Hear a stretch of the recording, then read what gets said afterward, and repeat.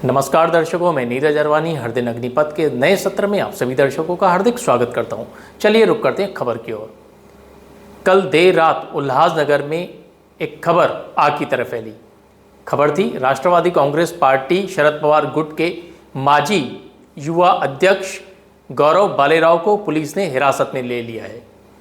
इसी बात को लेकर आरपीआई के अध्यक्ष भगवान बालेराव भी विठलवाड़ी पुलिस चौकी पहुंचे और क्या कहना था उनका, पहले आइए वो सुनते हैं। गौरव बालेराव यांनी 2 दिवसापूर्वीच अनाधिकृत बांधकाम अनाधिकृत बारच्या संदर्भामध्ये तक्रारी केलेल्या होत्या पोलीस स्टेशनला, विठ्ठलवाडी पोलीस स्टेशनला, आणि तक्रारीची दखल घेतली जात नाही। बार तोडण्यासंदर्भामध्ये त्यांनी 90 बार आणि तो दुसरा कुठला बार ॲपल का काय त्या बारच्या संदर्भात त्यांनी वरिष्ठ पोलीस निरीक्षकाला सांगितलं होतं, पण त्यांनी त्याच्यावर कारवाई केली नाही। उलटी कारवाई गौरव बालेरावरच झाली। त्याच्यावर 38चा कुठला तरी एक मॅटर मुंबईचा आहे, त्याच्यामध्ये 21/8 तारीख आहे आणि पोलिसांनी आज त्याच्याकडे असं जसं अतिरेकी पकडतात त्याप्रमाणे 10 पोलीस त्याच्या घरी गेले 138च्या मॅटरसाठी। आणि पीआयने ते पडवळ पीआय आहेत त्यांना आम्ही पर्सनली जाऊन भेटलो, त्यांना सांगितलं तुमच्याकडे एवढा क्राईम आहे, एवढे बार आहे, त्याच्या संदर्भात तुम्ही राग काढण्यासाठी हाच वेळ तुम्हाला मिळाली होती का? तुम्ही 21/8ची तारीख आहे, तुम्ही त्याला सांगू शकता, वॉर्निंग देऊ शकता का, तुम्ही जाऊन कोर्टामध्ये जाऊन वॉरंट कॅन्सल करू शकता।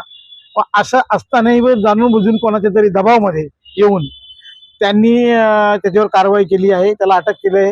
आता त्याचे थोडा त्याला त्रास झाल्यामुळे तो ऍडमिट झालेला आहे।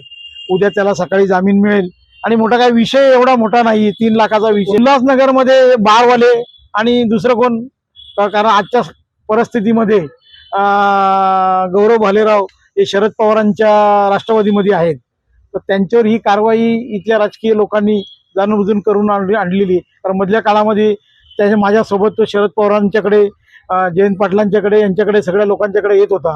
ही ज्यांना हे पोटात दुखतंय त्यांनी पोलिसांना मॅनेज करून हे सर्व केलेलं आहे। आम्ही आता येताना पोलिसांना सांगितले आणि एसीबींशी मी बोललो, तुम्ही जर 4 दिवसात बार बंद नाही केले तर आरपीआयच्या स्टाईलने सगळे बार बंद करेल।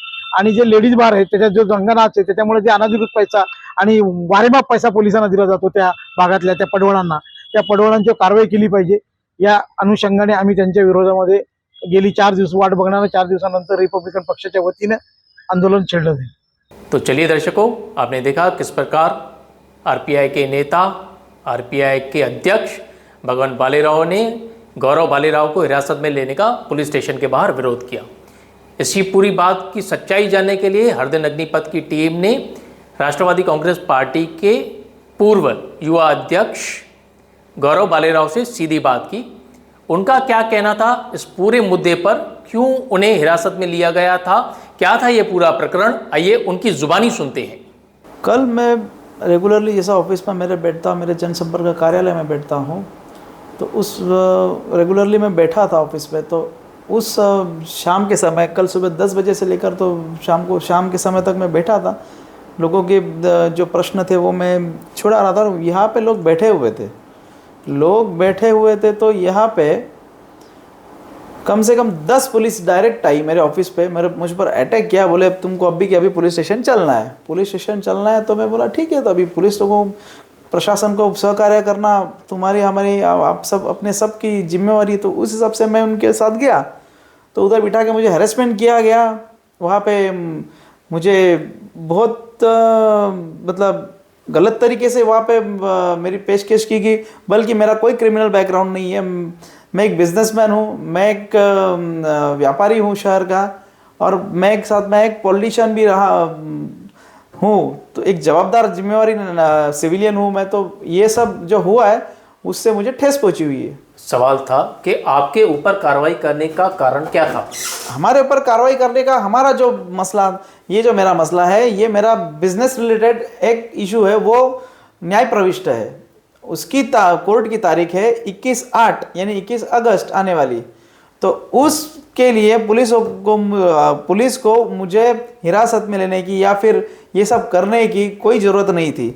लेकिन ये क्यों किया गया, किसके दबाव में आकर किया है, मुझे तो लग रहा है कि मैंने ये जो मुद्दा उठाया था उस मुद्दे को दबाने के लिए। कौन सा मुद्दा उठाया था आपने? ये बार, इलीगल्स, डांस बार्स, ये गांजा, ये जो मटके के धंधे, इलीगल लॉटरीज के धंधे, ऑनलाइन लॉटरीज के धंधे, ये जो सब चल रहा है, ये मैंने तो मुद्दा क्या उठाया आपने था। कोई पत्र पुलिस स्टेशन या महानगर पालिका में इन जगहों पे आपने ऐसा कोई पत्र मैंने दिया हुआ था पत्र जिसको मैंने लेके मैंने पत्र व्यवहार भी किया था, और मैंने कुछ बहुत से बार मैंने उनको फ़ोन कॉल्स पे भी इंफॉर्मेशन दी थी, और मैंने प्रैक्टिकली सामने जाकर भी, फिजिकली सामने जाकर भी मैंने उनको इन्फॉर्मेशन दी थी, तभी भी उन्होंने पूरी तरह से नज़रअंदाज करते हुए यहाँ पे हमने मुद्दा उठाया इसके लिए, हमको दबाने के लिए ये सब हमारे साथ किया है। लेकिन हम दबने वाले हैं नहीं। आपके माध्यम से हम बताना चाहेंगे कि हम लड़ने वाले, सच्चाई से लड़ने वाले लोग हैं, हम दबने वाले हैं नहीं।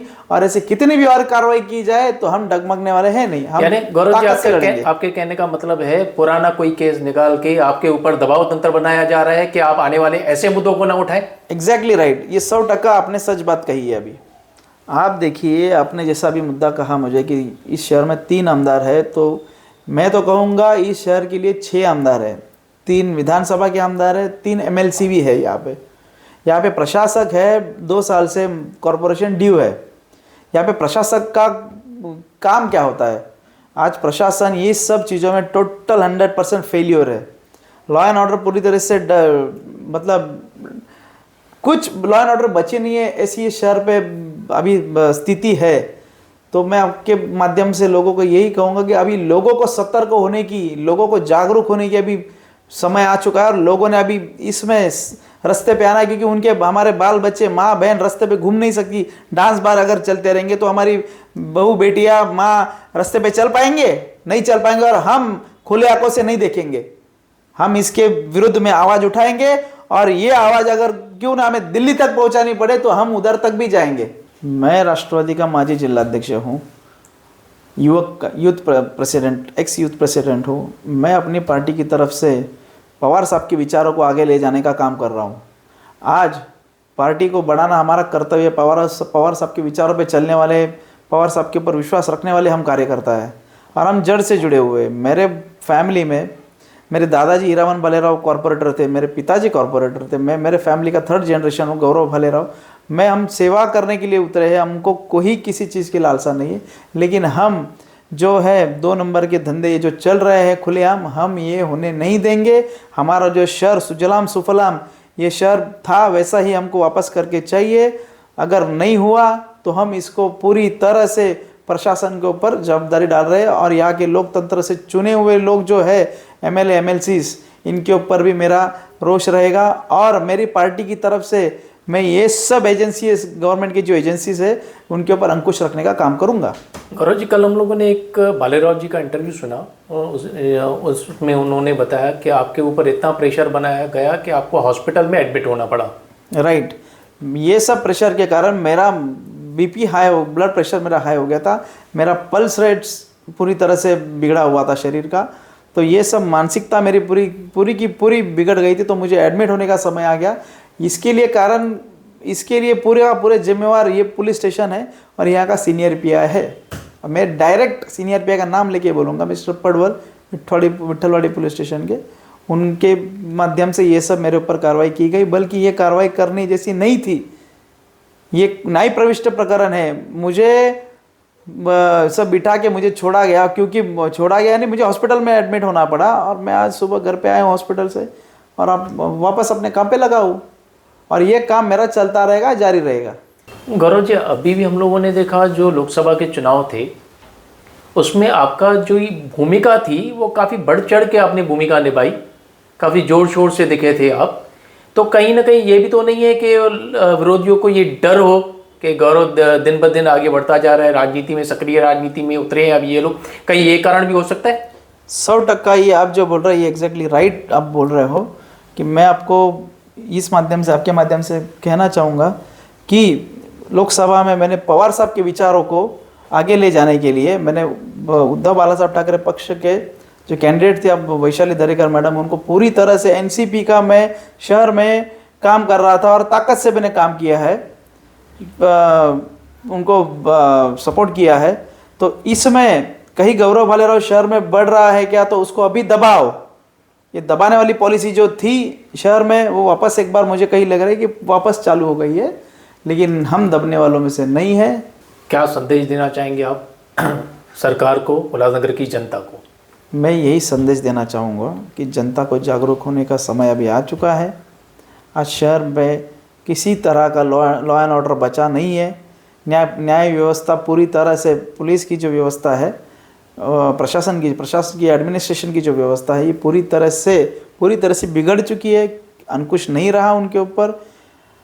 तो ये करने के लिए मेरा संदेश यही रहेगा शहरवासियों को कि अपने को अपना शहर वापस एक बार अच्छी तरह से खड़ा करना है, और वो खड़ा करने के लिए सबका साथ होगा तो ही ये सब बन सकता है। और एक छत के नीचे हम सब आना चाहिए, एक छत के नीचे आके सब अपन शहर के विकास के लिए और कुछ करें, ये से मेरी मानसिकता है।